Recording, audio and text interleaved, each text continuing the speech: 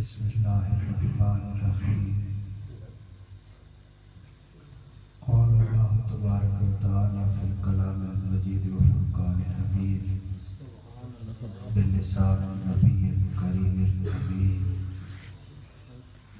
من عمل صالحا من ذکر او انثی وهو مؤمن فلنحيينه حياة طيبة آمنت بالله صدق الله مولانا العظيم وصدق رسوله النبي الكريم الأمين ونحن على ذلك لمن الشاهدين والشاكرين والحمد لله رب العالمين إن الله وملائكته يصلون على النبي يا أيها الذين آمنوا صلوا عليه وسلموا تسليما يا سيدي يا رسول الله وعلى آلك وصحبك يا سيدي يا سيدي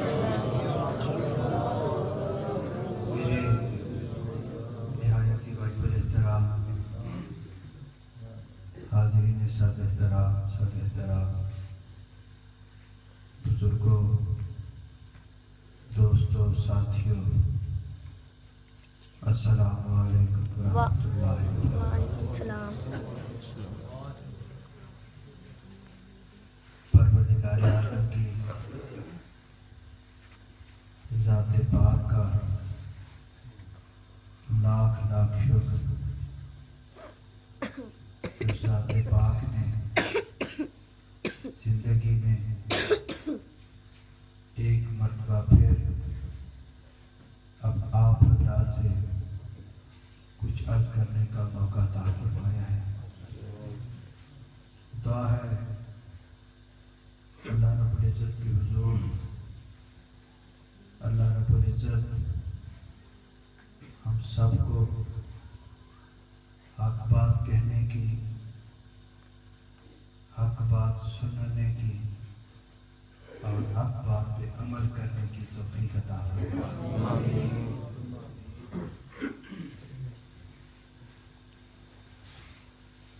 میری جب بھی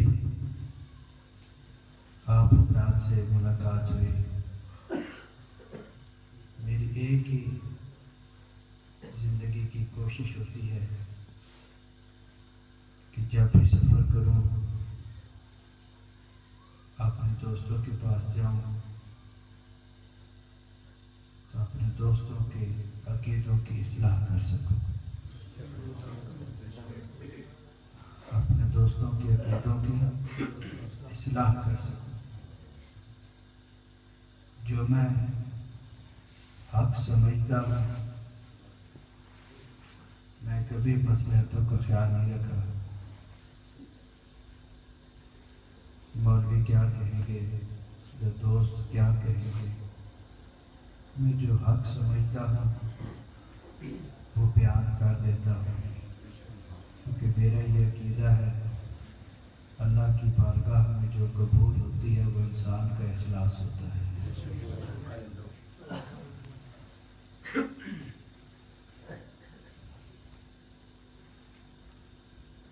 میں بعض کا ویسے جملے بار بار ارادتاً دانستہ دہرایا کرتا ہوں کہ اگر میرے کہنے کا مقصد 100 میں سے 4 آدمی بھی سمجھ جائیں، میں سمجھتا ہوں میرے سفر کا مقصد پورا ہو۔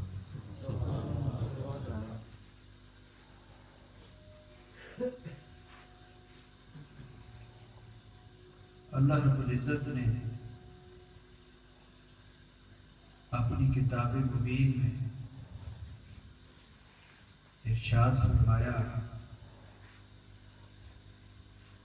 من عمل صالحا من ذکر او انثی موسیٰ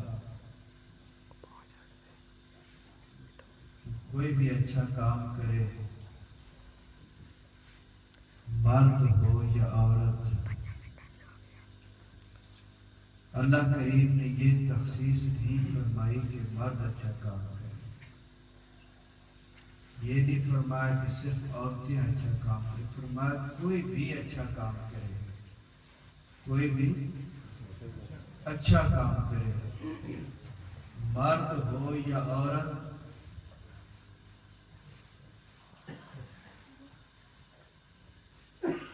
شرط کیا ہے؟ ہو وہ وہو مومن، ہو وہ صاحب ایمان۔ کوئی بھی اچھا کام کرے، مرد ہو یا عورت، لیکن شرط کیا فرمائی؟ ارشاد فرمایا کہ ہو وہ وہو مومن، ہو وہ صاحب ایمان، ہو وہ صاحب یقین، ہو وہ صاحب عقیدہ۔ تو پھر فرمایا فَلَنُحْيِيَنَّهُ حَيَاتًا طَيِّبَةً، پھر فرمایا اس کو حیات طیب دی جاتی ہے۔ حیات طیب کے لیے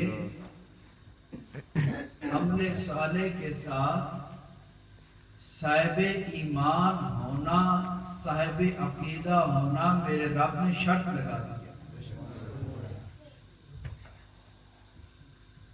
معلوم ہوا حیات طیب انسان کو اس وقت ملے گی، حیات طیب انسان کو اس وقت ملے گی کہ جب وہ صاحب ایمان بھی ہوگا۔ محض عمل صالح کے اوپر حیات طیب نہیں دی جا سکتی، محض عمل صالح کے اوپر حیات طیب نہیں دی جا سکتی۔ تو معلوم ہوا نجات بالعقیدہ ہے، نجات بالعقیدہ ہے۔ بڑی خوبصورت بات میرے شیخ امام ربانی قندیل نورانی حضرت مجدد الفسانی شیخ احمد سکندی علیہ رحمہ نے فرمائی۔ اکثر میں یہ مکتوب کوٹ کرتا ہوں اپنی شیخ طریقت کا۔ آپ نے ارشاد فرمایا کہ اعمال کی کمی بیشی جو ہے، اعمال کی کمی بیشی جو ہے، فرماتے ہیں یہ برداشت کی جا سکتی ہے، عقیدے کی کمزوری برداشت نہیں کی جا سکتی۔ بشری تقاضے ہیں، انسان خطا کا پتلا ہے، بشری تقاضے ہیں، انسان سے عمل میں کوتاہی ہو سکتی ہے، انسان سے عمل میں سستی ہو سکتی ہے، یہ بشری تقاضے ہیں۔ فرماتے ہیں اعمال کی کمی بیشی برداشت کی جا سکتی ہے، عقائد کی کمزوری برداشت نہیں کی جا سکتی۔ محض عمل صالح کے اوپر اگر حیات طیب دی جا رہی، آج یہ عقیدہ دیا جا رہا ہے کہ انسان کا عمل اچھا ہونا چاہیے، عقیدہ اپنا اپنا، یہ اکثر ایک جملہ دہرایا جاتا ہے ہمارے معاشرے میں کہ انسان کا عمل اچھا ہونا چاہیے، عقیدہ اپنا اپنا۔ تو میں کہا کرتا ہوں کہ دنیا کے کسی بھی مذہب کو اٹھا کے دیکھ لو، کوئی بھی مذہب یہ دعوت نہیں دیتا کہ تم زنا کیا کرو، کوئی بھی مذہب یہ دعوت نہیں دیتا کہ تم چوری کیا کرو، دنیا کا کوئی بھی مذہب یہ دعوت نہیں دے رہا کہ بستے گھروں کو اجاڑا کرو، کوئی بھی یہ دعوت نہیں دے رہا۔ ہر کوئی یہی کہتا ہے اچھے کام کرو، مخلوق خدا کی خدمت کرو، انسانیت کی فلاح کا کام کرو، ہر مذہب یہ دعوت دے رہا ہے۔ یاد رکھنا عمل صالح کے اوپر میں تھوڑے سے مسائل سمجھا رہا ہوں۔ عمل صالح کے اوپر عذاب میں تخفیف ہو سکتی ہے، بخشش نہیں ہو سکتی۔ عمل صالح کے اوپر عذاب میں تخفیف ہو سکتی ہے، بخشش نہیں ہو سکتی.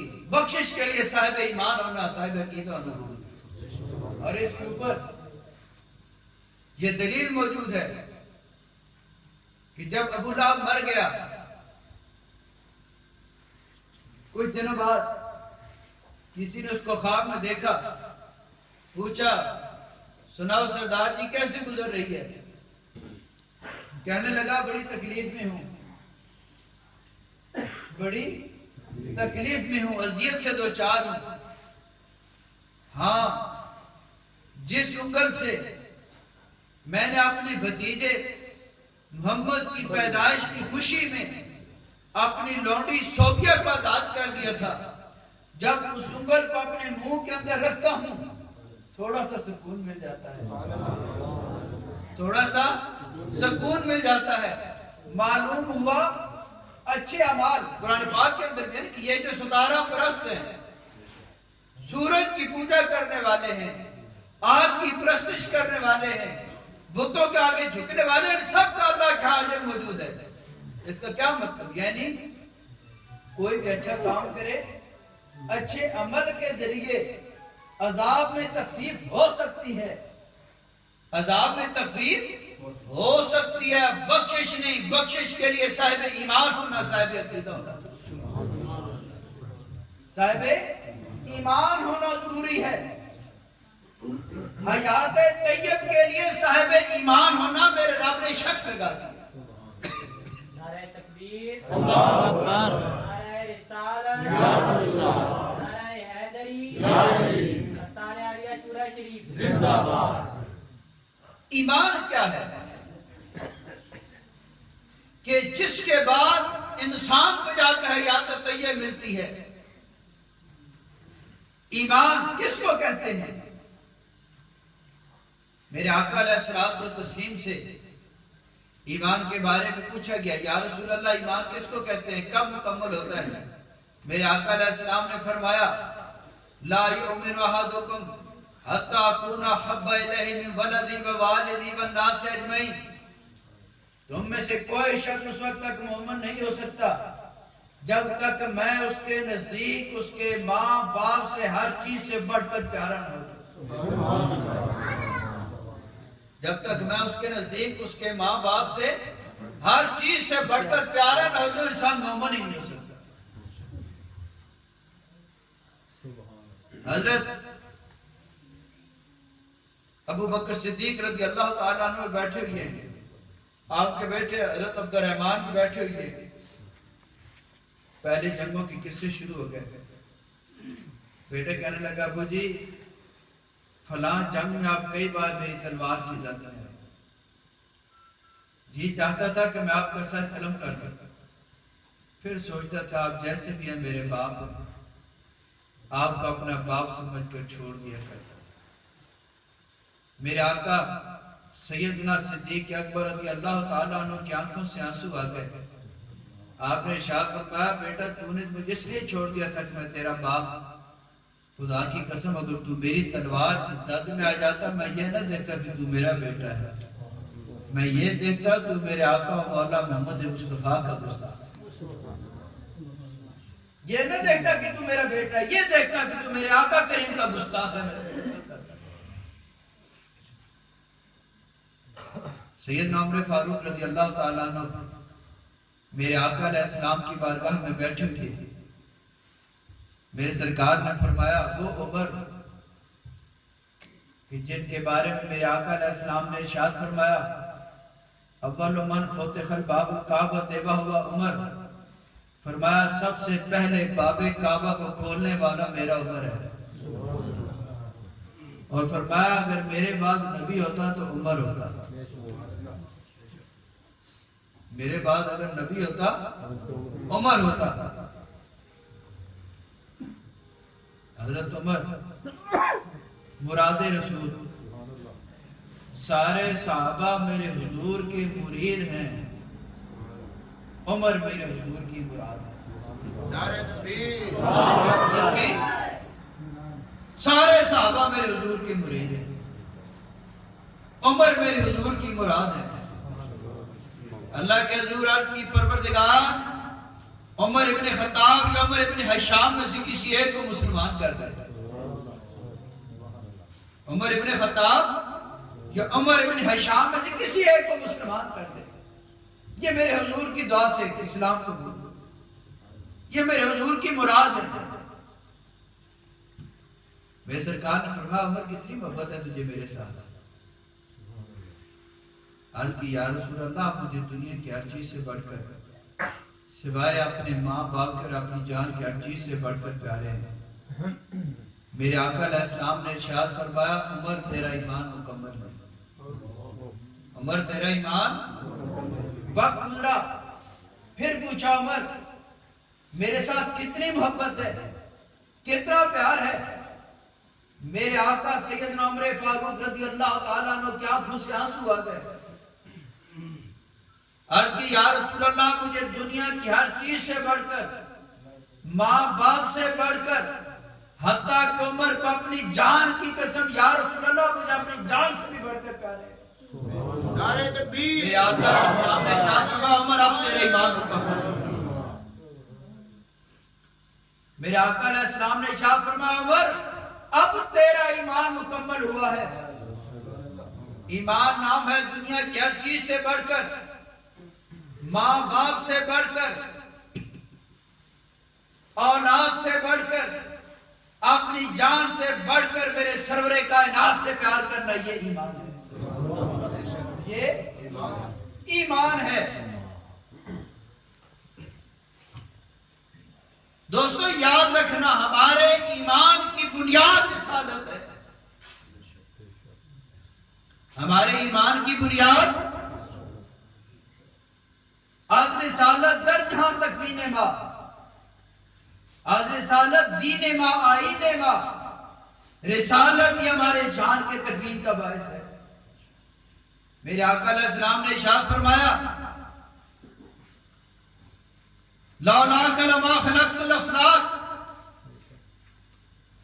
کہ میرے رب نے فرمایا کہ اگر محبوب تجھے پیدا نہ کرتا میں آسمان کو بھی پیدا نہ کرتا. لولاک لما اظہرت ربوبیہ، پیارے اگر تجھے پیدا نہ کرتا میں تو اپنی ربوبیت کو بھی ظاہر نہ کرتا.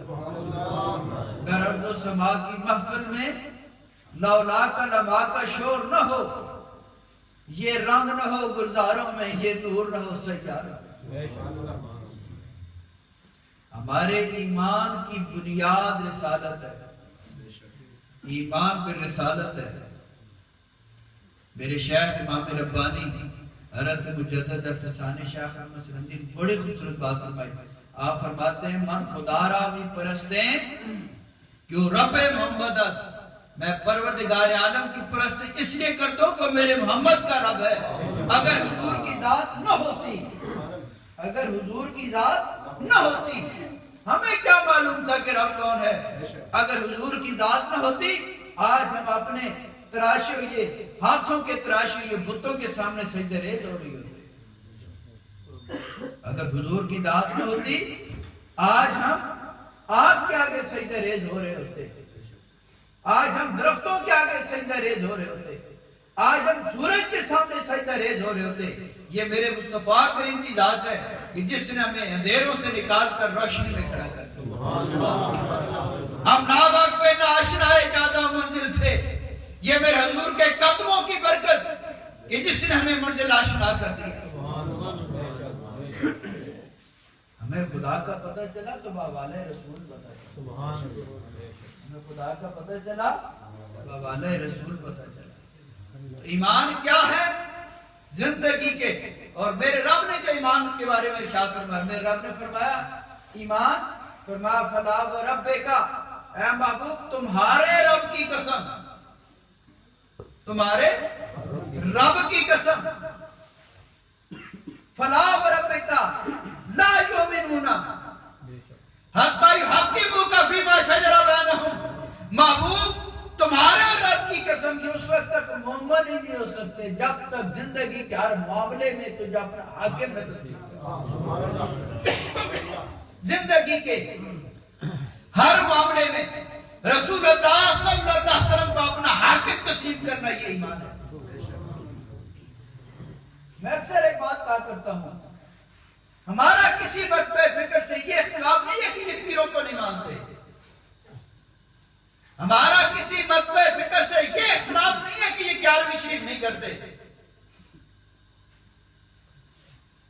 ہر آدمی اپنے اپنی سوچ رکھتا ہے. میری اپنی ایک سوچ ہے. یاد رکھنا پیروں کو ماننا کوئی فرض واجب نہیں. یہ محبت کی بات ہے. جس کا جس سے پیار ہو جائے, جس سے محبت ہو جائے. شخصیت سے اختلاف ہو سکتا ہے کہ جس کے ہاتھ پر بحث کی ہو, کسی نے آپ کو کہہ دیا یار جس کے ہاتھ پر آپ نے بحث کی انہوں نے فلاں جگہ یہ کام کیا, اختلاف رائے ہوگا. شخصیت سے اختلاف ہو سکتا ہے. ہاں, انسان کو نفس ولایت کا منکر نہیں ہونا چاہیے.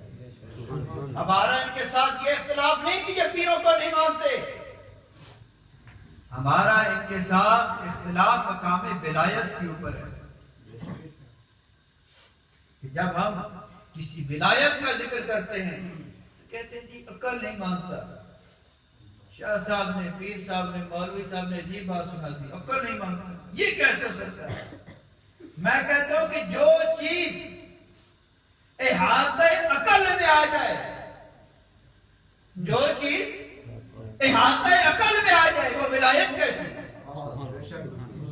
ولایت ہوتی ہی وہ ہے جس سے عقل تسلیم نہ کرے. شخصیت سے اختلاف اور چیز ہے. نفس ولایت کا منکر نہیں ہونا چاہیے, اس لیے کہ ولایت نفس پتی سے ثابت ہے, قرآن سے ثابت ہے.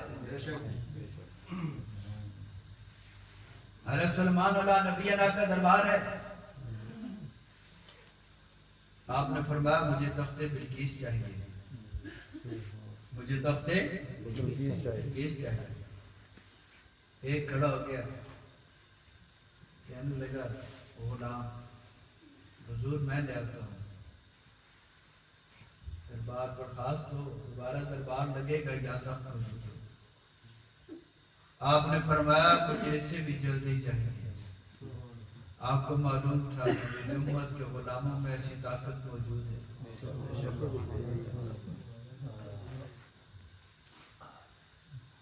آصف بن برقیہ کھڑا ہو گیا, انسان, کہنے لگا حضور میں لے آتا ہوں.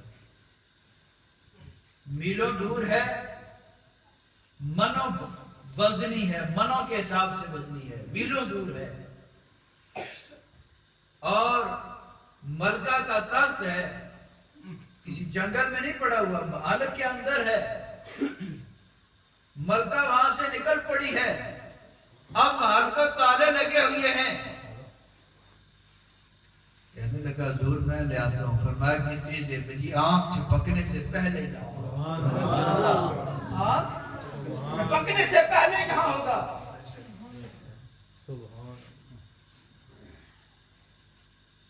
ولایت ہوتی وہ ہے جسے عقل تسلیم نہ کرے.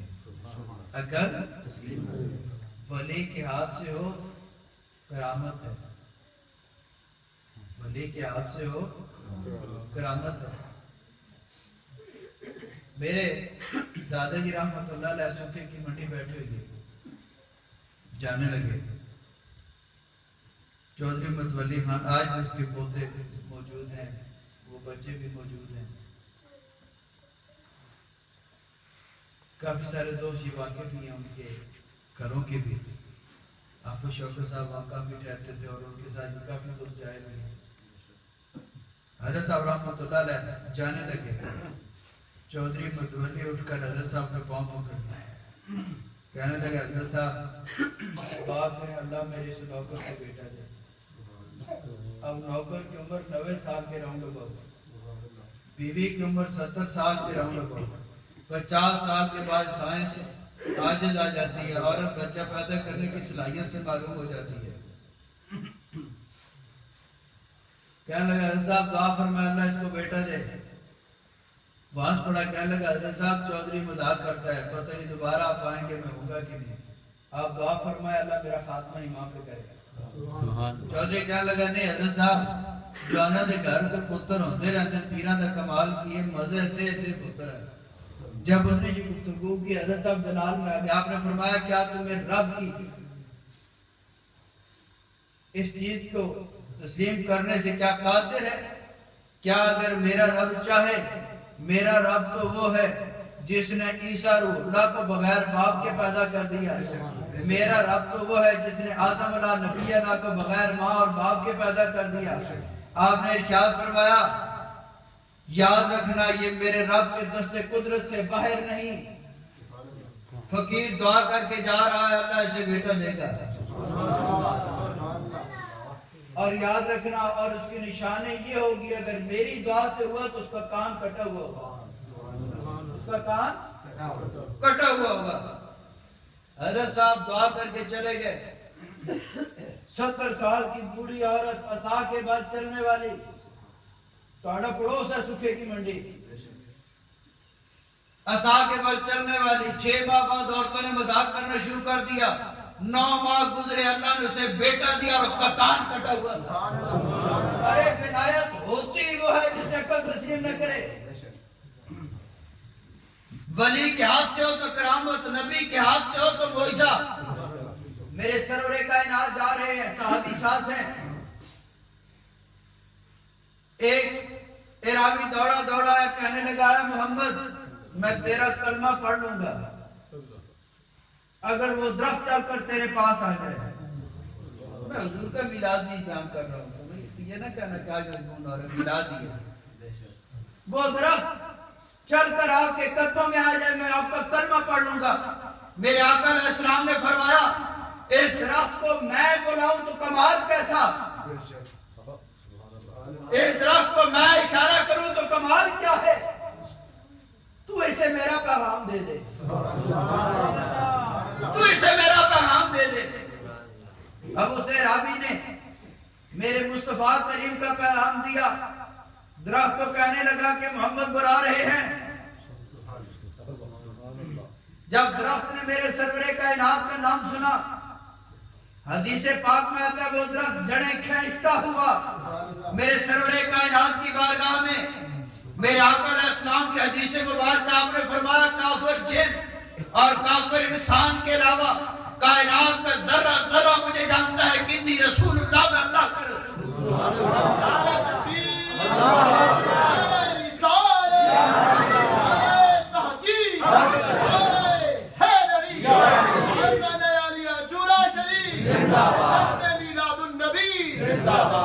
میرے سرور کائنات کا پیغام ملا. درخت جڑیں کھینچتا ہوا میرے مصطفیٰ کریم کی بارگاہ میں. جب میرے مصطفیٰ کریم کی بارگاہ میں حاضر ہو گیا، کہنے لگا ہے محمد اب میں کلمہ تب پڑھوں گا یہ درخت آپ کی جگہ پہ چلا جائے. میرے مصطفیٰ کریم نے اشارہ فرمایا، درخت جڑیں کھینچتا ہوا اپنے مقام پہ چلا گیا. اب جو بات میں کہنا چاہ رہا ہوں، اب جو صحابی ساتھ تھا وہ عرض کرنے لگا یا رسول اللہ، جب اس نے اپنے آقا مولا کا یہ مقام دیکھا کہ درخت بھی میرے مصطفیٰ کریم کے نام پہ اپنا مقام بدل رہے ہیں، تو صحابی نے عرض کی یا نبی اللہ میرا جی چاہتا ہے کہ میں آپ کو سجدہ نہ کروں. جب یہ شان دیکھی عرض کرنے لگا یا رسول اللہ میرا جی چاہتا ہے کہ میں آپ کو سجدہ کروں. میرے مصطفیٰ کریم نے فرمایا اگر سجدہ کرنے کا حکم اللہ رب العزت کے علاوہ کسی اور ذات کے لیے روا ہوتا، سجدہ کرنے کا حکم اللہ رب العزت کے علاوہ کسی اور ذات کے لیے روا ہوتا تو پھر بیوی کو حکم ہوتا کہ اپنے شوہر کو سجدہ کرتے. صحابی نے ہاتھ باندھ لیے یا رسول اللہ اگر مجھے سجدہ کرنے کی اجازت نہیں تو پھر میرا جی چاہتا ہے میں آپ کے پاؤں نہ چوم لوں. اب مجھے بتائیں میرے سرور کائنات بھی کھڑے ہیں، صحابی بھی کھڑے ہیں. جب اس نے عرض کی یا رسول اللہ میرا جی چاہتا ہے میں آپ کو سجدہ نہ کروں تو سجدے سے منع کیا. پھر عرض کرنے لگے یا رسول اللہ اجازت دیں میرا جی چاہتا ہے میں آپ کے پاؤں کو بوسہ نہ دوں. آپ مجھے بتائیں سرور کائنات کھڑے تھے تو کیا آپ نے کھڑے کھڑے پاؤں اٹھا کر اس کے منہ میں دے دیا؟ ہم بوسہ دیتے. ظاہر ہے وہ زمین پر گیا ہوگا، آپ وہ زمین پر گیا ہوگا اور اس کو میرے سرور کائنات کے قدم مبارک چومنے کا شرف حاصل ہوا ہوگا. اگر پاؤں کو بوسہ دینا شرک ہوتا، پاؤں کو بوسہ دینا شرک ہوتا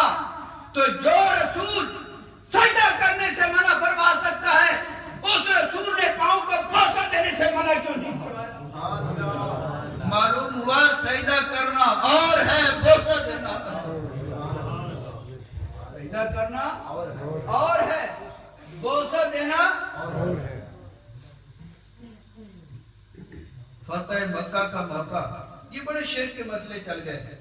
کوئی کسی کو ادب کے ساتھ محبت کے ساتھ بوسہ دے دے کہتے ہیں جی مشرک ہو گیا. آؤ فتح مکہ کا موقع. ایک صحابی میرے سرور کائنات کی بارگاہ میں حاضر ہو گئے. انہوں نے عرض کی یا رسول اللہ صلی اللہ علیہ وسلم میں نے منت مانی تھی کہ اگر مکہ فتح ہو گیا, امن کے ساتھ فتح ہو گیا, کوئی خون خرابہ نہ ہوا تو میں کعبے کے اوپر والی چوکھٹ اور کعبے کی نچلی چوکھٹ کو بوسہ دوں گا. اللہ پاک آپ سب کو بیت اللہ شریف کی زیارت نصیب کرے. کعبے کے اوپر والی چوکھٹ کو بوسہ دینا تو کجا, نچلی چوکھٹ کو بھی بوسہ دینا بڑا مشکل ہوتا ہے. بڑا بلندی پہ دروازہ لگا ہوا ہے. یا رسول اللہ میں نے منت مانی تھی اگر مکہ فتح ہو گیا تو میں کعبے کے اوپر والی چوکھٹ نچلی چوکھٹ کو بوسہ دوں گا. یا رسول اللہ مکہ فتح ہو گیا ہے, اب میں بوسہ دینا چاہتا ہوں. میرے سرور کائنات نے ارشاد فرمایا جا اپنے باپ کی پیشانی کو بوسہ دے دے. گویا تو نے کعبے کے اوپر والی چوکھٹ کو بوسہ دے دیا. اور جا اپنی ماں کے پیر چوم لے. گویا تو نے کعبے کی نچلی چوکھٹ کو بوسہ دے دیا.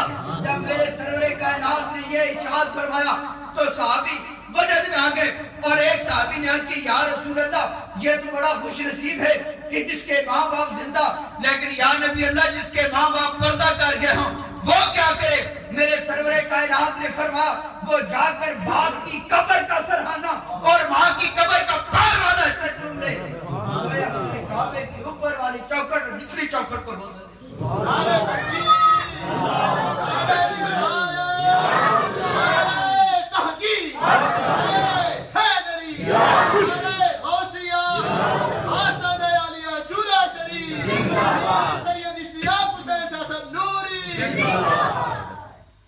میرے آقا علیہ السلام نے فرمایا جس کے ماں باپ پردہ کر گئے ہوں جو اس سعادت سے معلوم ہے, فرمایا وہ جا کر اپنی باپ کی قبر کا سرہانہ اور ماں کی قبر کا پیر والا حصہ چوم لے. گویا اس نے کعبے کی اوپر والی چوکھٹ اور نچلی چوکھٹ کو بوسہ دے دیا. معلوم ہوا یہ بوسہ دینے سے شرک نہیں ہوتا. بوسہ دینا اور چیز ہے, سجدہ کرنا اور چیز ہے. ہم کسی کی قبر کو سجدہ نہیں کرتے, بوسہ دیتے ہیں. اور بوسہ بھی ہر نتھو خیرے کی قبر کو نہیں دیتے. ہم کیا اپنے ماں باپ کی قبر کو بوسہ دیتے ہیں یا ان لوگوں کی قبروں کو بوسہ دیتے ہیں جن کی نسبت مصطفیٰ کریم کے ساتھ ہو گئی ہے, جن کی نسبت میرے مصطفیٰ کریم کے ساتھ ہوگی, ان کی قبروں کو بوسہ دیتے ہیں. ہر نتھو خیرے کی قبر کو بوسہ نہیں دیتے. معلوم ہے دوستو, بوسہ دینا اور ہے, سجدہ کرنا اور ہے. تو میں اصل جو بات کر رہا تھا, ولی کے ہاتھ سے ہو کرامت, نبی کے ہاتھ سے ہو معجزہ, درخت بھی چل کر, اور اللہ کے ہاتھ سے جو چیز سرزد ہو جائے وہ قدرت ہے. ایک میرے رب کی عادت ہے, ایک میرے رب کی عادت ہے, ایک میرے رب کی قدرت ہے. عادت کیا ہے؟ عادت یہ ہے کہ ماں باپ کے ملاپ سے بچہ پیدا ہوتا ہے, یہ رب کی عادت ہے. یہ رب کی. اور قدرت کیا ہے؟ قدرت یہ ہے کہ عیسیٰ روح اللہ کو بغیر باپ کے پیدا کر دیا. سائنس عاجز آ جاتی ہے, عقل عاجز آ جاتا ہے, لیکن عیسیٰ کو میرے رب نے بغیر باپ کے پیدا کیا. آدم علیہ نبینا کو بغیر ماں اور باپ کے پیدا کیا. یہ میرے رب کی قدرت. تو میں کریں کسی سے یہ اختلاف نہیں کہ پیروں کو نہیں مانتے, شخصیت سے اختلاف ہو سکتا ہے. انسان کو نفس ولایت کا منکر نہیں ہونا چاہیے.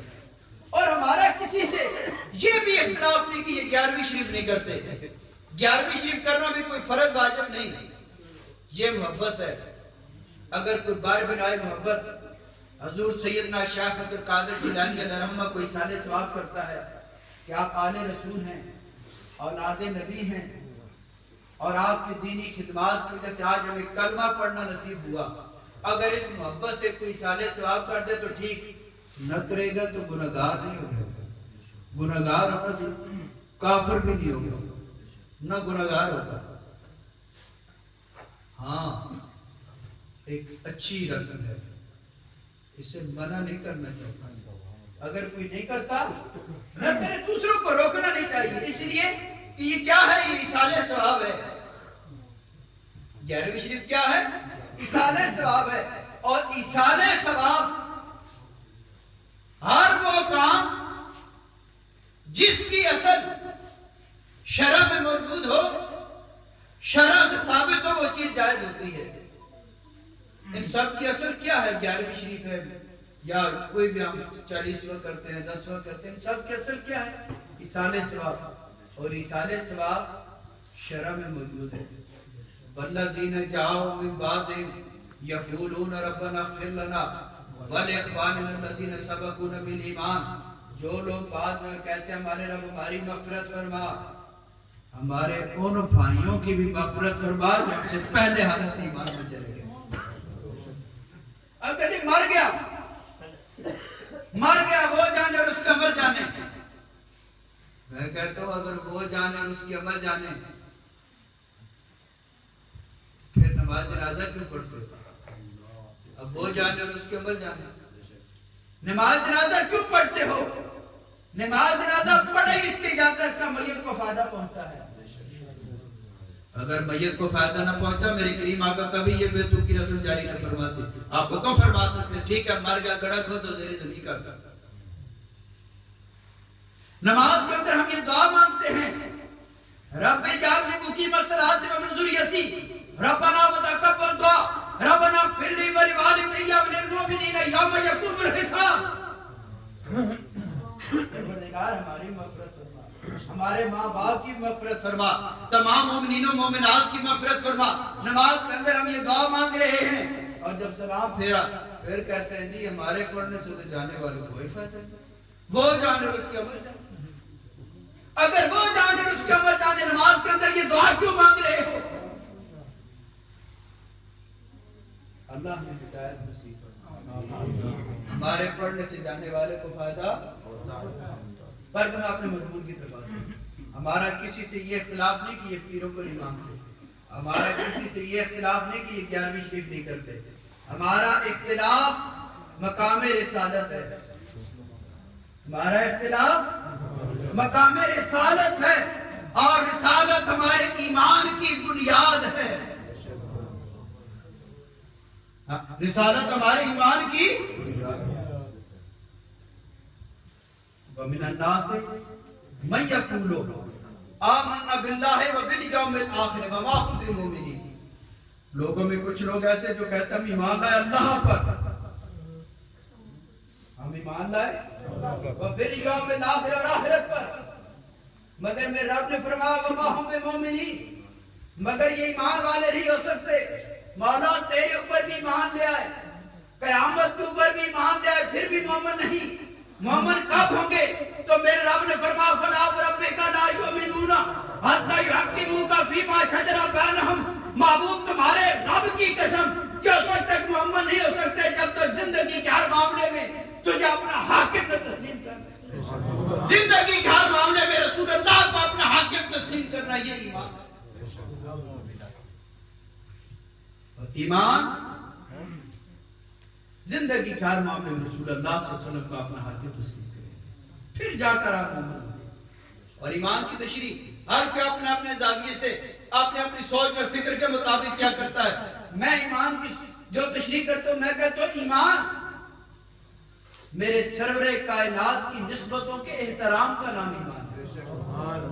جس چیز کی بھی نسبت میرے سرور کائنات کی ذات کے ساتھ ہو گئی اس کے ساتھ بھی پیار جو ہے. سیدنا عمر فاروق رضی اللہ تعالیٰ عنہ جا رہے ہیں،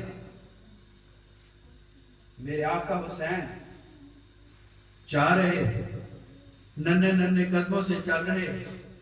میرے آقا عمر فاروق کی قدموں کے اوپر بار بار نظر پڑی.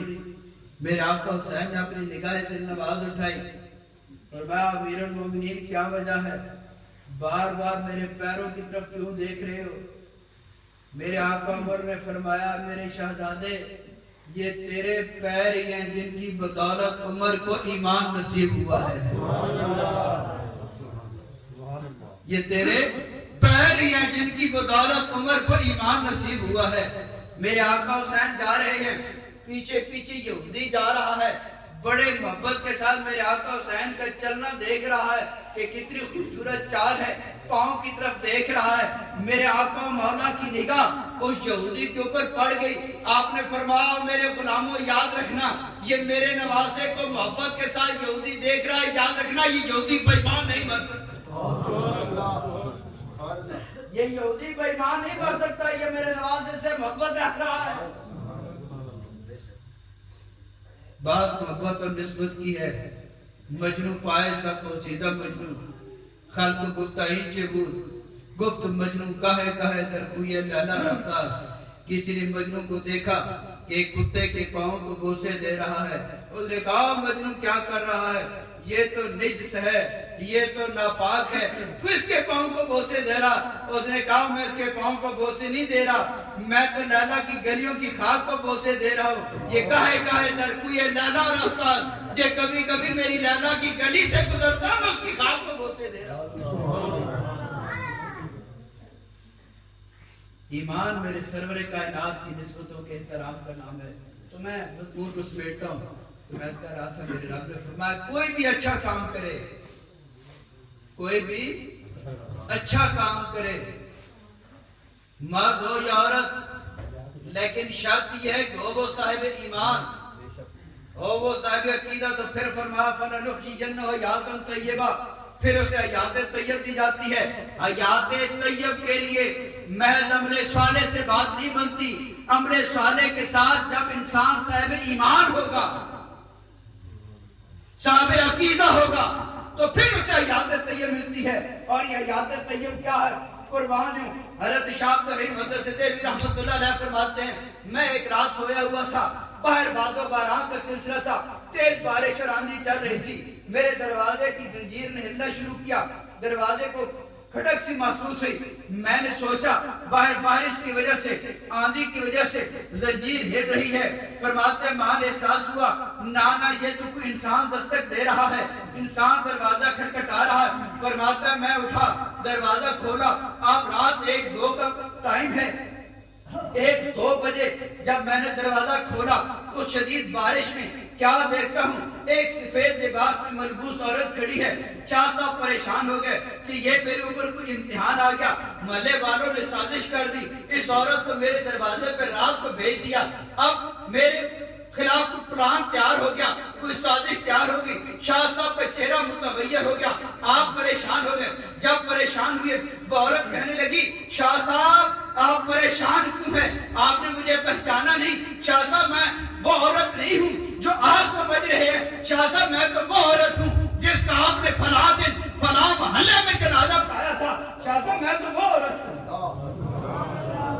جس کا آپ نے فلاں دن فلاں محلے میں جنازہ پڑھایا تھا، میں تو وہ عورت ہوں۔ شاہ صاحب جب میں دنیا سے گئی ہوں میرا ایک معصوم بچہ رہ گیا، وہ مجھے یاد کر کے روتا ہے، جب وہ مجھے یاد کر کے روتا ہے مجھے قبر میں سکون نہیں آتا، قبر میں مجھے چین نہیں ملتا۔